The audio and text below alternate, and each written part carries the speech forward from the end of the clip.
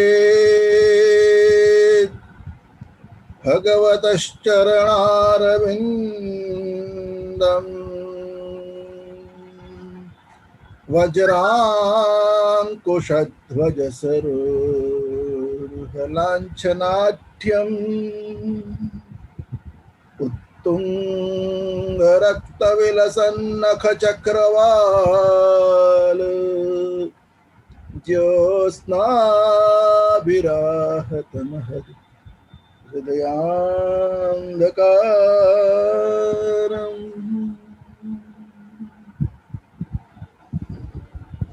नमोऽस्तु ते व्यासविशालबुद्धे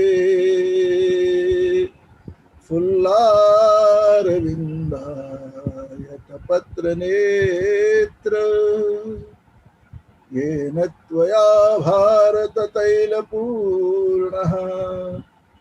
प्रज्वालितो ज्ञानमयः प्रदीपः।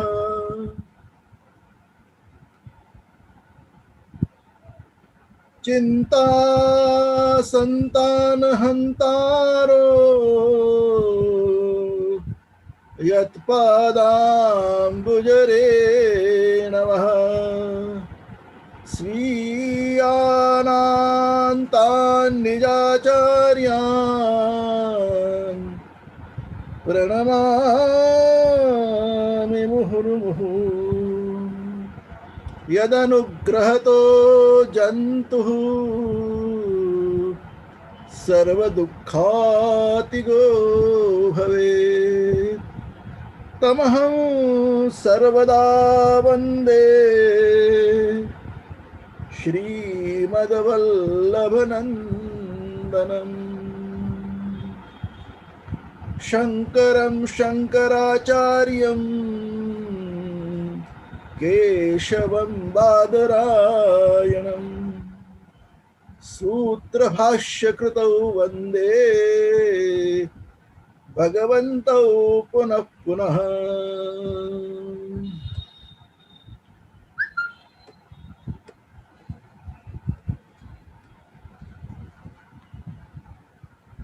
पंचीकरण विद्या के इस छठे अभ्य परिसंवाद में आप सबका स्वागत है।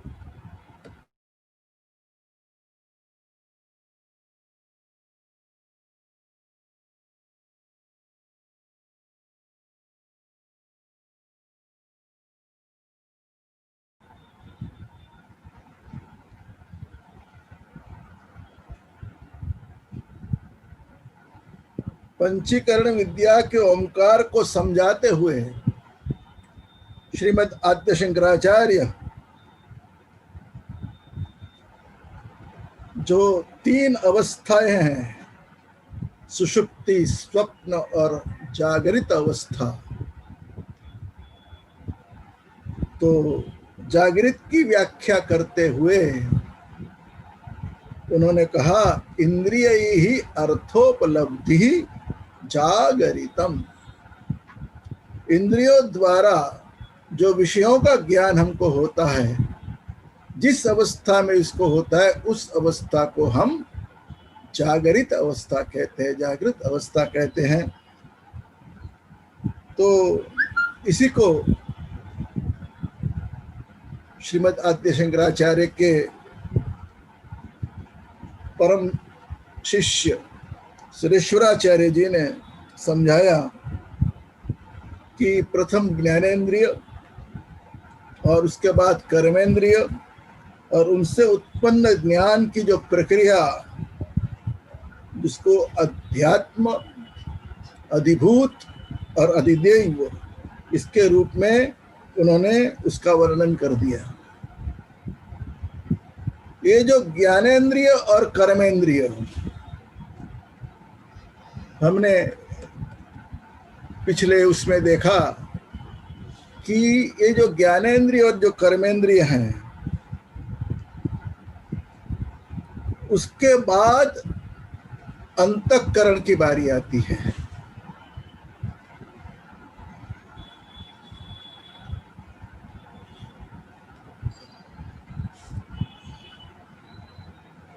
तो अंतःकरण है मन, बुद्धि, अहंकार, चित्त, इनको अंतःकरण कहते हैं।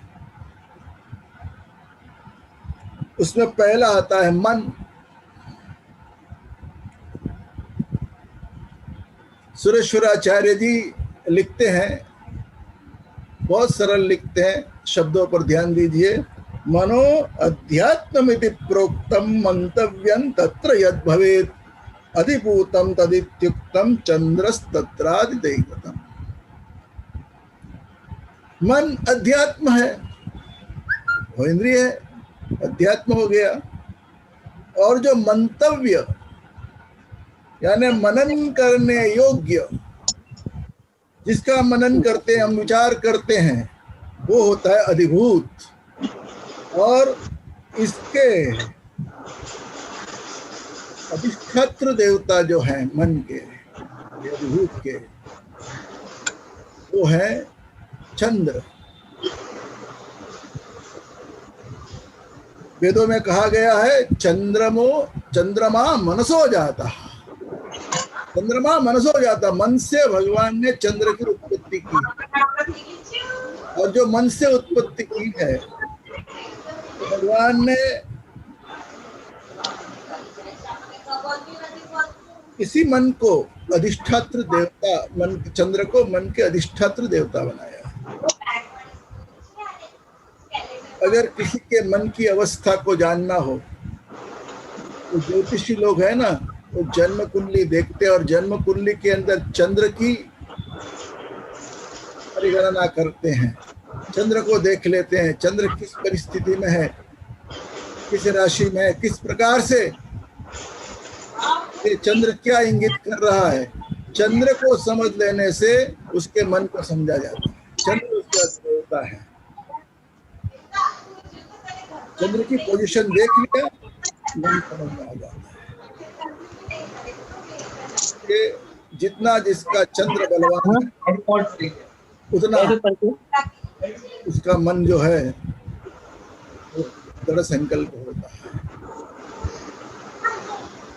तो मनोबल चंद्र के द्वारा देखा जाता है। चंद्र उसके अधिष्ठात्र है। कभी भी किसी भी को कोई भी परिस्थिति में कहीं भी तकलीफ हुई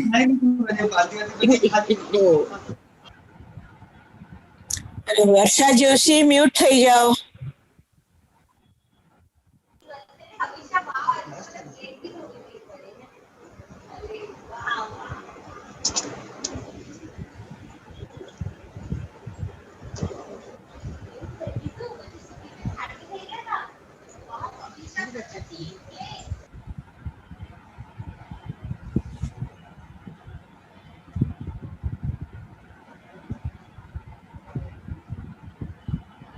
तो हम बात कर रहे थे मन की।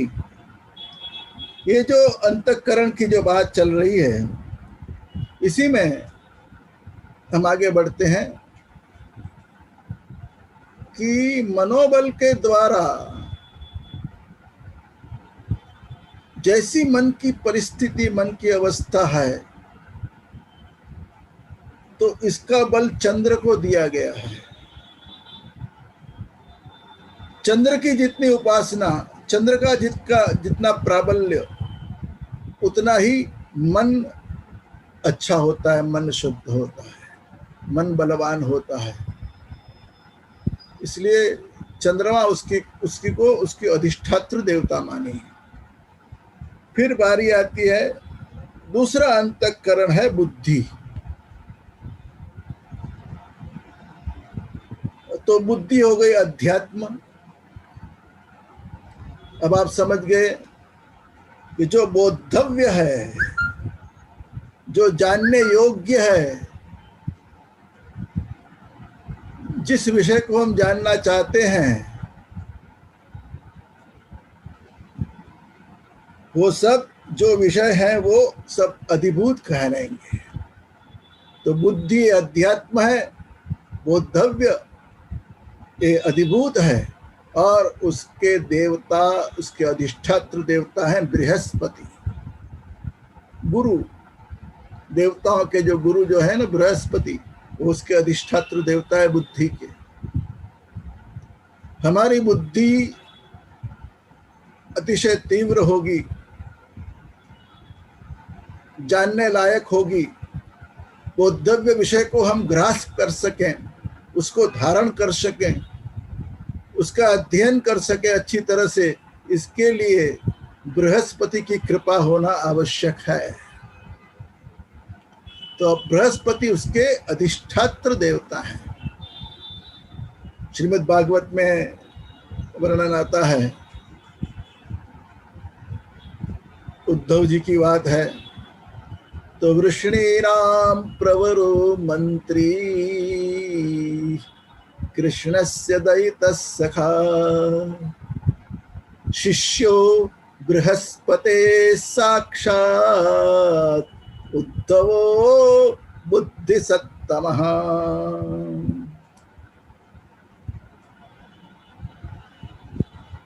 उद्धव जी सभी यादव कुल के, यादवों के वृष्णि नाम प्रवरो मंत्री, श्रेष्ठ मंत्री थे, सभी मंत्रियों में श्रेष्ठ थे। कृष्ण से दयित सखा, भगवान श्री कृष्ण के अति परम स्नेही उनके सखा थे।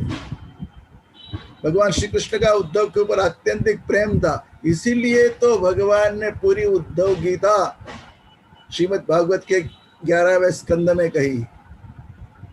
भगवान ने दो ही लोगों को ज्ञान दिया है, एक अर्जुन को, भक्तोसी में सखा चेती रहस्यम ये तदुत्तमम, तुम मेरे भक्त हो, सखा हो, इसलिए सारा रहस्य बता दिया। और दूसरी बात बताई उद्धव जी को, क्योंकि कृष्ण से दयित सखा, अपने मित्र को ही, अपने सख्य भक्ति तक जो पहुंचा है उसी को भगवान ने ज्ञान दिया है। तो शिष्यो बृहस्पति साक्षात, उद्धव जी कैसे हैं? बृहस्पति के साक्षात शिष्य हैं। उद्धव बुद्धि सत्तमः, अतिशय उत्कृष्ट बुद्धि है उनकी, बुद्धिमानों में श्रेष्ठ हैं वे उद्धव जी। तो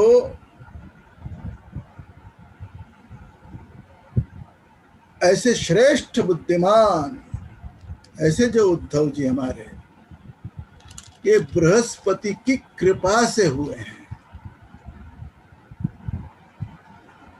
कभी बुद्धि का विषय आ गया, अपने बच्चों में, अपनों में, कहीं भी ऐसा लग रहा हो कि कहीं हमारी बुद्धि कम पड़ रही है, तब बृहस्पति के उनके अधिदेव हैं, ये समझ लीजिए।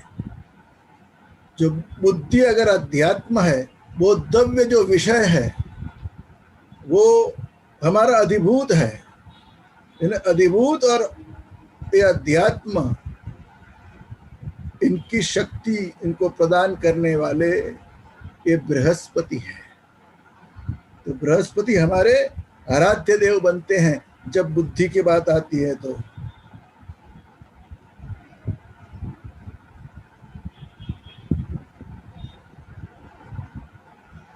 बृहस्पति सूक्त हैं, बृहस्पति के मंत्र हैं। लोग गुरुवार के व्रत करते हैं, गुरुवार के दिन नानाविध पूजा करते हैं बृहस्पति के लिए। ये ज्ञान की पूजा है, उनमें ज्ञान आता है, परम सौख्य आता है। संसार में रहते हुए, संसार को चलाते हुए, संसार के परे की बात को बताते हैं। प्रारंभ में आपने देखा था कि 4 प्रकार की जो सृष्टियां हैं,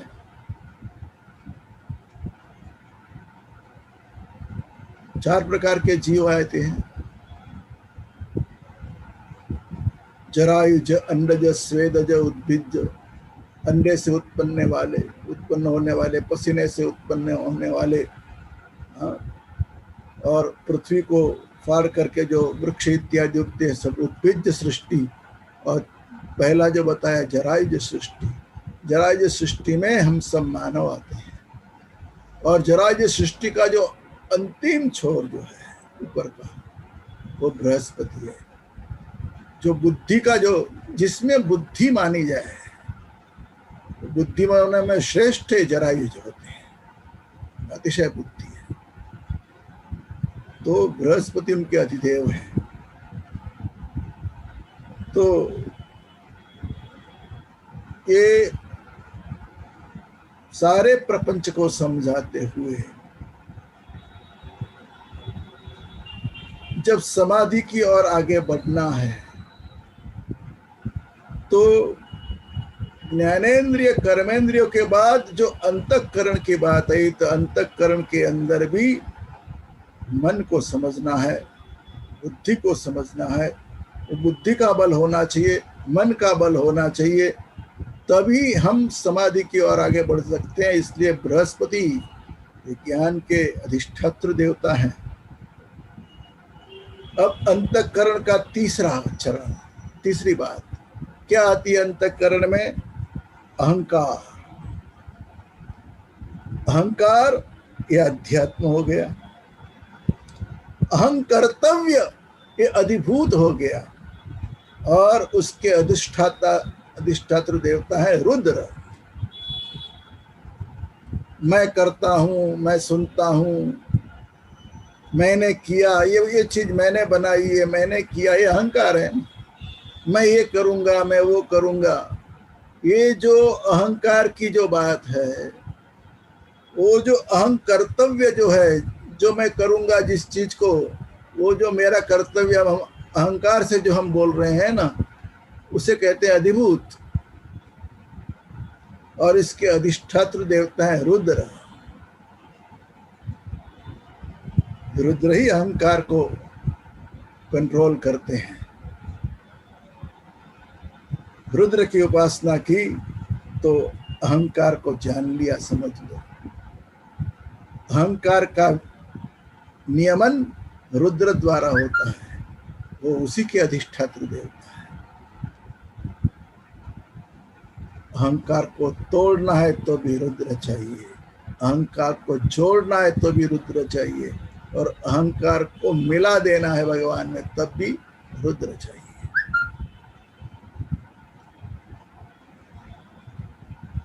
अपने आप को भुला देना है तब रुद्र चाहिए। रुद्र के ये शक्ति है, रुद्र उसके अधिष्ठात्र देवता है। इसके बाद इस अंतःकरण की बातों के अंदर चित्त, ये चौथा अंतःकरण है। तो चित्त हो गया अध्यात्म। चेतव्यम तत्र यद भवेत्, जो चिंतनीय है, जो विचारणीय है विषय, वो होगा अधिभूत। चित्त अध्यात्म, चेतव्य विषय, चिंतनीय बातें, उसको कहेंगे अधिभूत। और इसके अधिष्ठात्र देवता है हरि। भागवत जी में आता है हरिश्चित्तम समाश्रयेत्। चित्त में हरि को बिठा दिया, हरि उसके अधिष्ठाता है। हमारा चित्त इधर उधर भाग दौड़ नहीं करे, चित्त में उसकी सारी शक्तियां आए।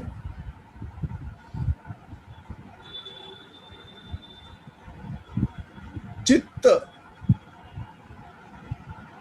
एकाग्र और निरुद्ध की अवस्था तक पहुंच सके, समाधि तक पहुंच सके, उसमें हरि की कृपा चाहिए। हरि ही और सभी बातों का हरण कर लेते हैं जो चित्त को बिगाड़ते हैं। चित्त को अस्थिर करने वाली जो चीजें हैं उन सब को हरि मिटा देते हैं। हरि को, भगवान को चित्त में बिठाना है, यही उसके अधिष्ठात्र देवता है। हमने ज्ञानेंद्रियों के अधिष्ठात्र देवता समझ लिए, हमने कर्मेंद्रियों की अधिष्ठात्र देवता समझ लिए, अंतःकरण की जो अधिष्ठात्र देवता ये बड़ा मायने रखते हैं। समाधि अवस्था तक जाना है तो इस सबकी अवस्था को समझते हुए इनके अधिष्ठात्र देवताओं को समझना है। तीन जो अध्यात्म, अधिभूत और अधिदैव, इनको ठीक से समझना है। तो जो चौथा अंतःकरण है चित्त, उसके अधिष्ठात्र देवता हरिस्तत्राधिदैवतम, तो उसके अधिदेवता है हरि।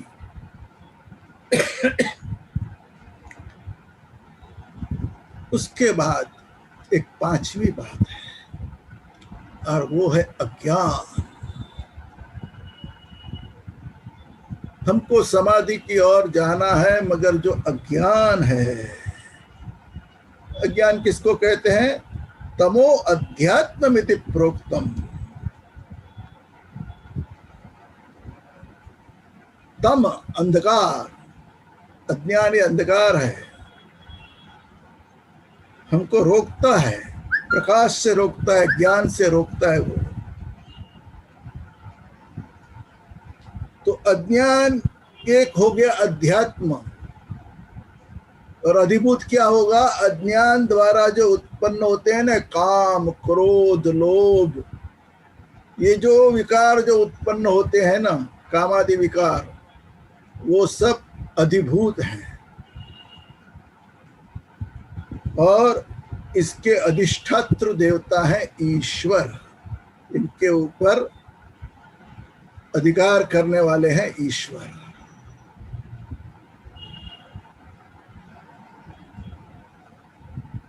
तो ये अहंकार,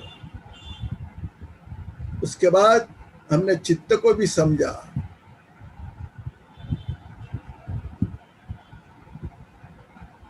ये जो अंतःकरण को समझने के बाद अज्ञान के स्वरूप को भी समझ लेना है। तो अज्ञान भी नहीं होना चाहिए, अज्ञान को हटाना है, अज्ञान को मिटाना है, पूरे संसार को मिटाना है।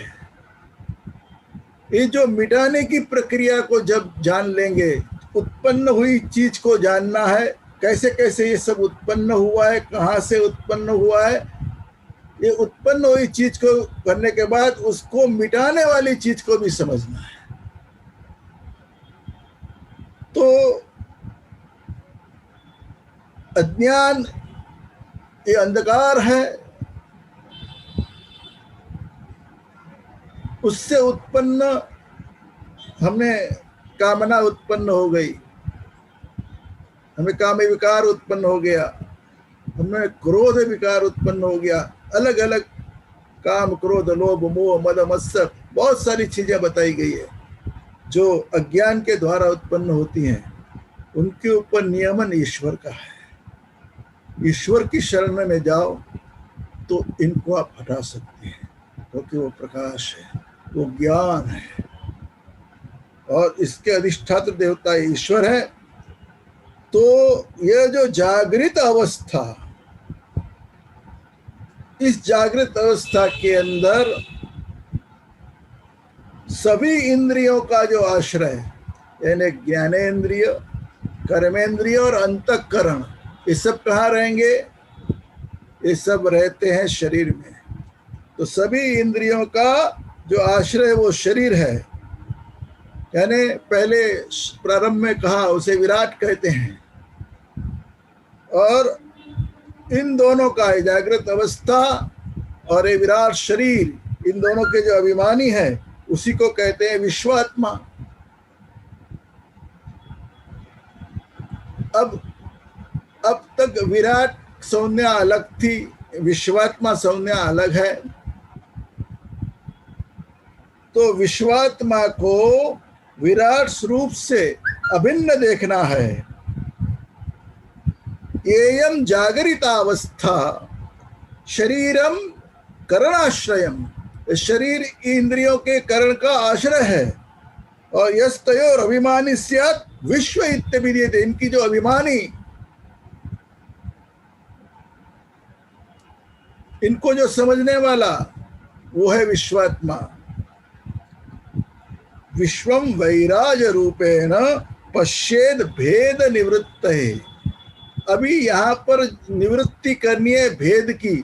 विराट यानी शरीर और विश्वात्मा, ये जीवात्मा और विश्वात्मा, इसका जो विश्वात्मा पूरे विश्व में जो छाया हुआ, वो इसके अंदर अभेद वृद्धि लाना है, भेद निकाल देना है। वो एक है, इस प्रकार से समझना है। इस जो प्रक्रिया, समझने की जो प्रक्रिया, उसी प्रक्रिया को कहेंगे ये है आकार। इसी को कहते हैं आकार। जो ओंकार के अंदर का पहला अक्षर समाधि की ओर जानना है तो यहाँ तक, इस आकार तक पहुंचना है। इसको पूरी तरह से जान लिया तो आकार को जान लिया। ओंकार के अंदर का प्रथम अक्षर को जान लेंगे, इसी को कहेंगे आकार। तो इसीलिए कहा गया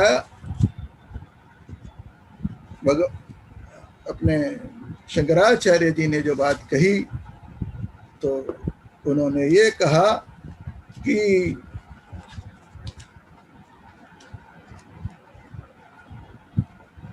तत् उभयानि आत्मा एतत् त्रयम् अकारः।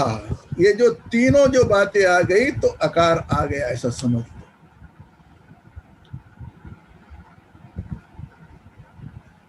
जाना है समाधि की ओर, ओम को जान लेना है। आकार को जान लिया, उसके बाद दूसरे अक्षर में जाएंगे, ऊ में। वैसे देखा जाए तो हम इसको विभाजित करने के लिए कर रहे हैं। जगत गुरु जो समझा रहे हैं वो बहुत इस तरह से समझाना पड़ता है, इसलिए समझा रहे हैं। नहीं तो ओंकार को डिफाइन करना बड़ी मुश्किल बात है। हमको 3 अक्षर दे, ओंकार कोई शब्द नहीं है। आप 2 अक्षर बोल देंगे, 3 अक्षर बोल देंगे तो शब्द बन जाएगा। जैसे घड़ा, मेरी घड़ी, मेरे चश्मा, अब 2 अक्षर 3 अक्षर बोल दीजिए, शब्द बन जाता है, उसका अर्थ होता है। ओम का कोई अर्थ नहीं है, ओम का कोई अर्थ नहीं है।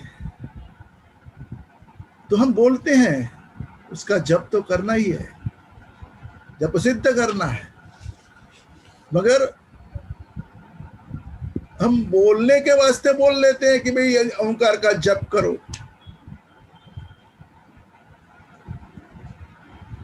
मगर शब्द अगर उससे हम कह नहीं सकते कि ओम शब्द है, ये अक्षर होने, उनका अक्षरण ही नहीं है। ये हमेशा के लिए रहने वाले हैं। एक ओम एक महामंत्र है।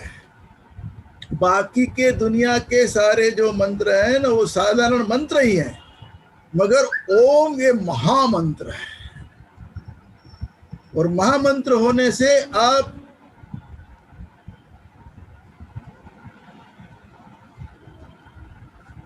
ऐसा कहते हैं कि ओम सुना जाता है।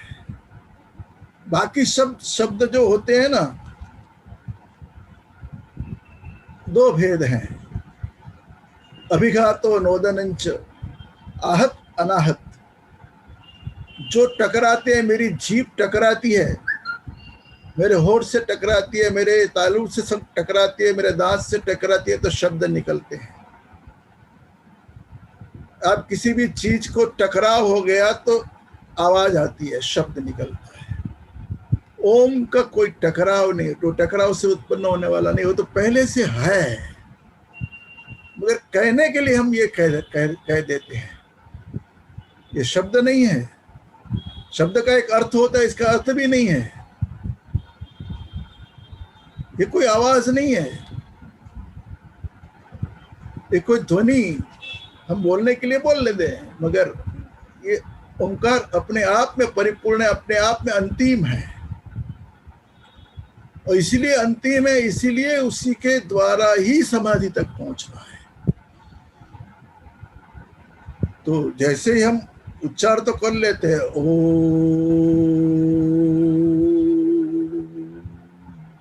उसका जो अ का एक उच्चार करने के बाद जो हमारे सामने गुंजारों के बाद जो आता है,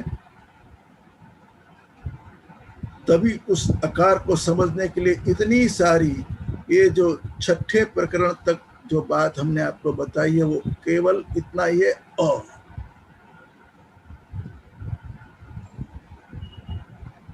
तो इस अ को समझ लें। आगे का जो विषय आएगा उसके अंदर हम ऊ को समझने का प्रयत्न करेंगे।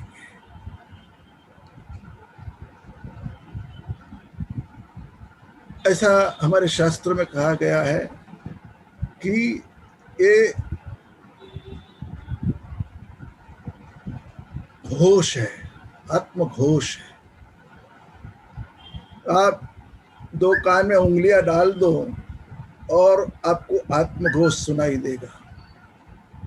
जब जिसको मोक्ष नहीं मिलना है, जिसको पाप गति से मृत्यु की ओर जाने वाला है, मृत्यु अलग है, मोक्ष अलग है, मुक्ति अलग है, मृत्यु की ओर जो जाने वाला है ना, उसको ये घोष सुनाई नहीं देता। दो कानों में उंगली डालने के बाद जब आपको घोष सुनाई नहीं दे तो समझ लो कि मृत्यु नजदीक आई है, कुछ ही क्षणों में और कुछ ही समय के अंदर मृत्यु होने वाली है। मगर कान में उंगलियां डालने के बाद ओम ये ध्वनि सुनाई देता है। पहले जप करते हैं, जप करना चाहिए ऐसी बात नहीं है, पर व्याहरण भगवान ने क्या कहा, ओमित्येकाक्षरम ब्रह्म व्याहरण, वो आहरण विशेष रूप से आहरण करना है, खींचना है, लाना है। ये जो हो रहा है उसी को लाना है, अंदर जो घोष हो रहा है ना उसी को पाना है, उसी को सुनना है, घोष को सुनना है। जब करते करते तन्मय हो जाना है, फिर वाणी बंद हो जाती है, टकराव बंद हो जाता है, अक्षर बोलना बंद हो जाता है, फिर सिर्फ सुनना होता है। और उस सुनते ही उसी के अंदर वो सुनते ही अकार उकार मकार, ये जो सुनना है, फिर वाणी बंद है, अक्षर बंद है, सब कुछ बंद है। ये है ओंकार। तो इस ओंकार को ध्यान में रखते हुए ऐसी परिस्थिति आती है, ऐसी अवस्था आती है कि प्रारंभ में तो हम जप करते हैं, ध्यान भी ओम का ही करना है। अब सुखदेव जी ने परीक्षित को कहा था, अभ्यसेन मनसा शुद्धम त्रिवृत ब्रह्माक्षरम परम, ये ब्रह्म है, अक्षर ब्रह्म है, कभी क्षरण खत्म होने वाला नहीं है, वो चीज है वो। तो अक्षर जो ये जो क्षरण नहीं होता है, ऐसा जो अभ्यसेन मनसा शुद्धम, उसका अभ्यास करना पड़ता है। इसलिए प्रातः काल में उठ करके अकेले बैठ करके ओम का उच्चारण करते करते ओम का शब्द भी बंद हो जाए और केवल जब ध्वनि सुनाई दे, वो जो जो अंतर घोष जब सुनाई देता है ना, तब जाकर के ये जीव उतना निकट जाता है समाधि की ओर, और सारी इंद्रियां सब कुछ उसमें समा जाता है। इस ओम को ही हम अगर ठीक से समझ लेते हैं तो पूरी पंचीकरण विद्या, पूरा जीवन का सार, समाधि तक पहुंचने की जो विधि वो जगत गुरु आद्य शंकराचार्य ने समझाई है। अपने अपने तरीके से लोगों ने उसको समझने का प्रयत्न किया है, मगर यही तरीका मुख्य है और इसी प्रकार से आगे बढ़ना है। तो ये कहेंगे कि अकार तक की बात हमारी यहाँ परिपूर्ण, एतत्त्रयम् अकारः, शंकराचार्य जी ने कहा यह अकार है। आगे के भाग में हम उकार की बात करने वाले हैं। फिर अगले गुरुवार को हम आएंगे और आगे की बात करेंगे। तब तक हम इसी का चिंतन करते रहें, इसी का चिंतन करें। जो प्रश्न होगा वो आप ग्रुप में रख दीजिए, उसी प्रश्न की चर्चा हम कर सकते हैं उसमें। अभी हमारे इस वक्तव्य को यहाँ विराम करते हैं। सर्वेत्र सुखिनः सन्तु